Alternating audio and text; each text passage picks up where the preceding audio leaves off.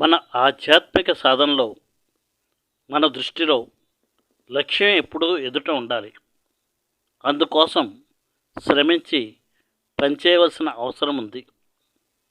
అయితే అనుభూతి చెందడం, హృదయం పాల్గొనడం కూడా అంతే ముఖ్యం. బలవంతంగా కష్టపడినట్లుగా శ్రమించి పనిచేస్తే ఎటువంటి ప్రయోజనం ఉండదు. ప్రేమ పెంపొందిన తర్వాత లక్ష్యం మీద ఆలోచన పెట్టి దానితో గట్టి బాంధవ్యం ఏర్పరచుకున్నప్పుడే లోతైన ధ్యానం సంభవిస్తుంది. ధ్యానించే సమయంలో లక్ష్యాన్ని మళ్ళీ మళ్ళీ గుర్తు చేసుకోవాల్సిన అవసరం లేదు.